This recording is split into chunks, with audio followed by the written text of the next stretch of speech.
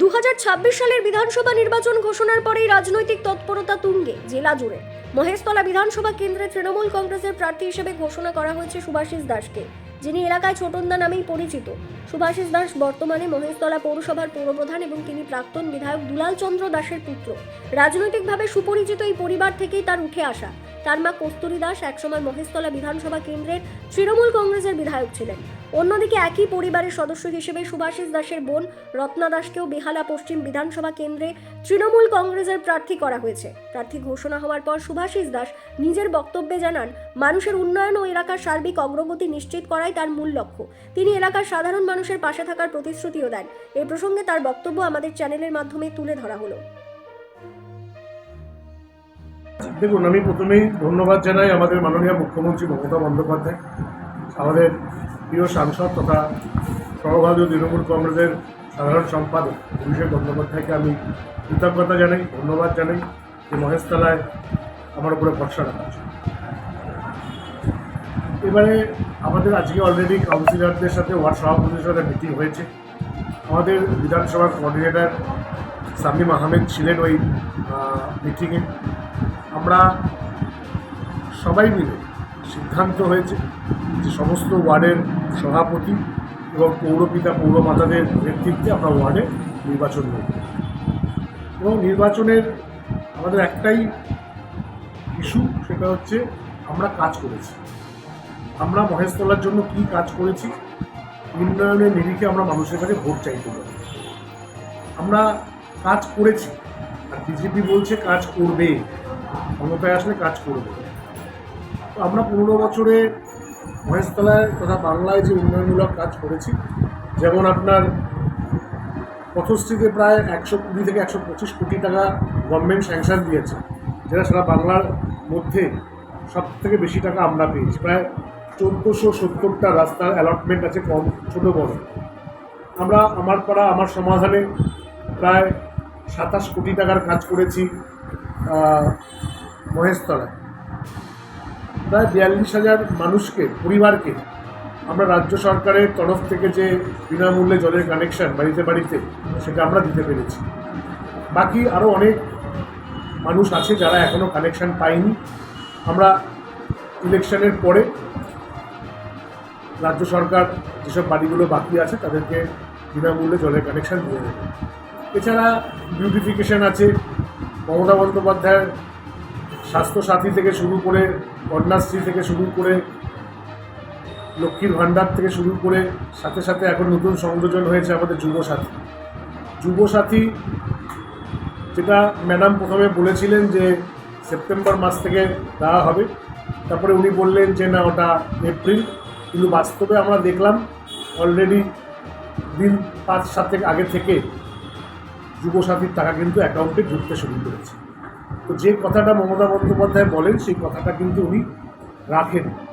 তো স্বাভাবিকভাবেই আমরা যে কাজ করেছি, সারা বছর মানুষের পাশে ছিলাম। আমরা অভিষেক বন্দ্যোপাধ্যায়ের নেতৃত্বে সেবাশ্রয় করেছি, আমরা অভিষেক বন্দ্যোপাধ্যায়ের নেতৃত্বে শ্রদ্ধার্ঘ প্রোগ্রাম করেছি, ওল্ড এজ পেনশন। আমরা যেমন খেলাতেও আছি, আমরা মেলাতেও আছি, আমরা উন্নয়নেও আছি। তো উন্নয়ন যে হয়েছে, মানুষ সেটা দেখতে পাচ্ছি যে ওয়ার্ডে উন্নয়নমূলক কাজ কতটা হয়েছে। সেই নিরিখে আমরা মানুষের কাছে যাব, মানুষের থেকে ভোট চাইব। দাদা ভাই, মহেশতলা পৌরসভা একটা নামকরা পৌরসভা। এখানে বিগত প্রচুর কাজ হয়েছে। আপনার বাবা ছিলেন, খুব কাজ হয়েছে। কিন্তু কিছু মানুষের কিছু, আমি তো ঘুরছি, কিছু মানুষের অভিযোগ যে এই দুটো যদি আপনি যদি বিধায়ক হওয়ার পর এই দুটো যদি পূরণ করেন, তাহলে মানুষ খুব আশাবাদী। দুটো বলতে একটা হচ্ছে খালের সংস্করণ, যে মেমনপুরের যে খাল, মিরপুর খাল, হ্যাঁ মিরপুর খাল, আরেকটা হচ্ছে কোনো পৌর একটা হাসপাতাল। এই দুটো খুব প্রয়োজন দাদা, এটা মানুষ আশা করছে। আমি যেটা মনে করি মহেশতলা যেটা সবথেকে বেশি দরকার এই মুহূর্তে, সেটা হচ্ছে জল নিকাশি ব্যবস্থা। প্রত্যেকটা ওয়ার্ডে কম বেশি জল জমছে, কোথাও হাঁটু জল হচ্ছে, কোথাও কোমর জল আছে। আমার সাথে মাননীয় সাংসদের কথা হয়েছে।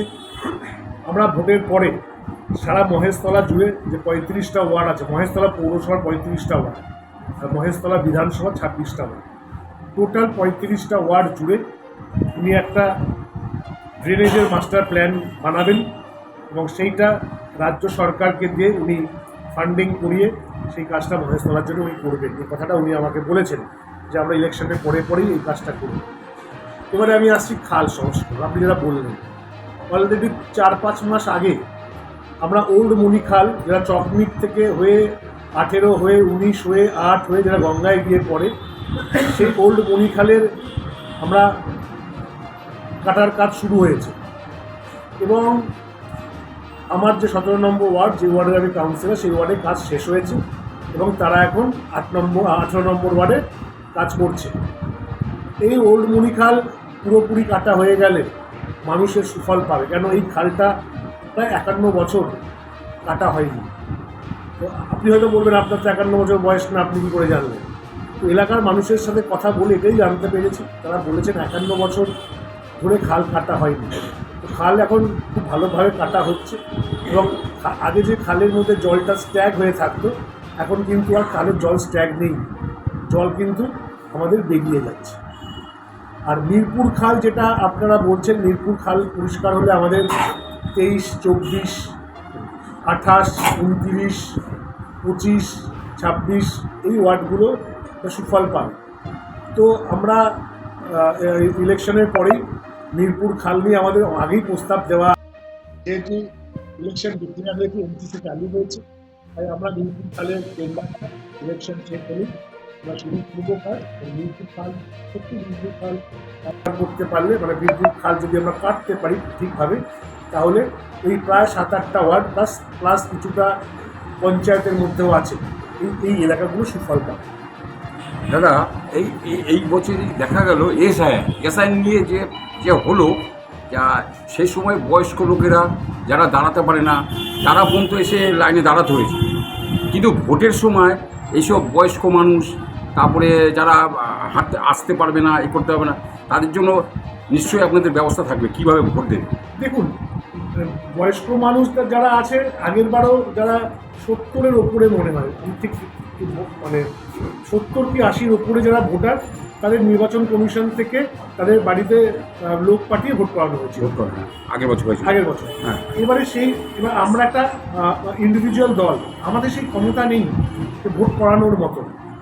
আমাদের ধরুন আমি আমার বাড়ি 22 নম্বর পার্টে, 22 নম্বর পার্টে যারা আমাদের এজেন্ট আছে, তারা নির্বাচন কমিশনের লোককে নিয়ে গিয়ে তার বাড়িতে গিয়ে তাকে ভোটটা করায়। এবং এছাড়া আমাদের ভোট কেন্দ্রে যারা আসে, যারা বয়স্ক মানুষ আছে, আমরা তাদের জন্য টোটো অটোর ব্যবস্থা করি, তারা এসে ভোট কেন্দ্রে ভোট দিয়েছে। আপনি কতটা আশাবাদী জেতার জন্য? বিজেপির কিছু আছে? হ্যাঁ, বিজেপির কিছু আছে? বিজেপি তো শুধু মিথ্যা প্রতিশ্রুতি দেয়। 15 লাখ আপনি পেয়েছেন? 15 লাখ আপনি পেয়েছেন? পাননি তো। বছরে 2 কোটি বেকারের চাকরি দেবে বলেছিল, 11 বছর তো হয়ে গেল, 22 কোটি মানুষ, 22 কোটি বেকারে সারা ভারতবর্ষে চাকরি হওয়ার কথা। মহেশতলায় কি 22 জন চাকরি পেয়েছে? পাইনি তো। মিথ্যা প্রতিশ্রুতি দিয়ে কতদিন চলবে? মোদিবাবু 14 তারিখে এসেছিলেন তো ব্রিগেডে, নির্বাচন ডিক্লেয়ার হওয়ার আগের দিন 18,000 কোটি টাকা স্বপ্ন দেখিয়ে দিয়ে গেছে। যদি 18,000 কোটি টাকা বাংলায় যদি সত্যি 18,000 কোটি টাকা দিয়ে বাংলায় উন্নয়ন হয়, তাহলে তো 1 বছর আগে হলো না কেন? নির্বাচন ঘোষণার একদিন আগে কেন? যারা বাংলার আবাস যোজনার টাকা আটকে রাখে, যারা বাংলার 100 দিনের লেবারের টাকা আটকে রাখে, তারা আবার বলে 18,000 কোটি টাকা বাংলায় স্বপ্ন দেখা। এটা আমার মনে হয় হাস্যকর ছাড়া কিছু না। আর এসআইআর নিয়ে যে চক্রান্ত, ভেবেছিল 1.5-2 কোটি মানুষের নাম বাদ দিয়ে দেবে, তো 1.5-2 কোটি নাম বাদ দিয়ে দিলে এমনি তারা ক্ষমতায় আসবে, এটা ওদের চিন্তাধারা ছিল। কিন্তু বাংলার মানুষ, আমাদের বিএলও টুরা, তৃণমূল কংগ্রেসের বিএলও টুরা সেই ছককে বানচাল করে দিয়েছে, মানুষকে লাইনে দাঁড় করিয়েছে এবং যতবার তারা মানুষকে লাইনে দাঁড় করিয়েছে, ভোট কিন্তু তৃণমূলের বেড়েছে, কমেনি। তাই এসআইআরের ফল আমরা ভোট বাক্সে পাবো, বিজেপি দেখবে। আপনার সাথে লড়াই কাকে মনে করছেন? বিজেপি, সিপিএম না কংগ্রেস? সিপিএম। সিপিএম। বিজেপির কিছু নেই, সিপিএমেরও কিছু নেই। তাও সিপিএম হয়তো মেবি লড়াই দিতে পারে, সেই জায়গাও নেই। আমরা একত্রিত হয়ে আমাদের এই নির্বাচন আমরা লড়াই করব। আমাদের লড়াই করতে কোনো অসুবিধা নেই, কেন আমরা একটুখানি জানি আমরা মানুষের জন্য কাজ করেছি। দাদা আমার একটা লাস্ট প্রশ্ন, এটা আমার প্রশ্ন না, এটা সিপিএম কংগ্রেস যে অভিযোগ করে সবসময়, সেই একটা প্রশ্ন করছে আপনাকে। ওনারা বলেন যে বিজেপি আর তৃণমূলের মধ্যে বোঝাপড়া আছে। বিজেপি আর তৃণমূলের মধ্যে ওরা অভিযোগ করছে বিজেপি আর তৃণমূলের মধ্যে বোঝাপড়া আছে, ওরা দুজনকে গালাগালি দেয় আর দুজনকে টিকে থাকতে চায় যাতে আমরা না আসতে পারি। কী বলবো? সিপিএম আসতে পারবে? বিজেপি আর তৃণমূলে আঘাত হয়েছে। হ্যাঁ, কোথায় আঘাত হয়েছে? সিপিএম ক্ষমতায় আসবে? শূন্য তো তাহলে মহাশূন্য ধারণা হবে। ভোট ব্যাংক সিপিএম নিজের ভোট ব্যাংকটা ধরে রাখতে পারলেই হবে। ওদের তো রামের ভোট তো বামে চলে গেছে। আমরা দেখেছি গত নির্বাচনে বামের ভোট রামে গেছে, রাইট? তো বামের ভোট যদি রামে না যায়, ওদের ভোটটা ধরে রাখলেই হবে, আমাদের কথা চিন্তা করতে হবে না। আর বিজেপিটা বুঝবে, তৃণমূলটা বুঝে, সিপিএমটা বুঝে নিই। আমাদের লড়াই যারা তৃণমূলের এগেনস্টে দাঁড়াবে মহেশতলায়, আমাদের লড়াই সবার বিরুদ্ধে।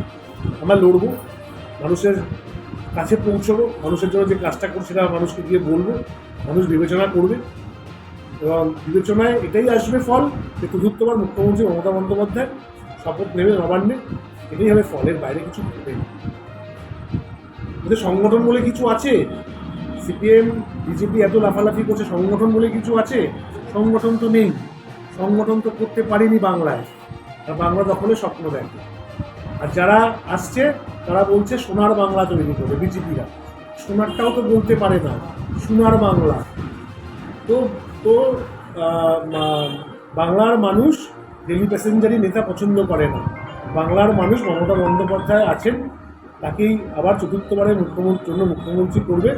বাংলার মানুষ এটা শপথ করে নিয়েছে, শুধু সময়ের অপেক্ষা। 4ই মে রেজাল্ট বেরোবে, বিজেপি আবার দিল্লি ব্যাক করবে, আর মমতা বন্দ্যোপাধ্যায় বাংলার মেয়ে, বাংলায় থাকবে। আমি একটু পরিচয় দেবো। আমি সুভাষিস দাস, মহেশতলা তৃণমূল কংগ্রেসের প্রার্থী এবং পৌরপিতা 17 নম্বর ওয়ার্ড, মহেশতলা পৌরসভা। কলকাতা থেকে অরুণ লোধের রিপোর্ট, বিগ নিউজ বাংলা।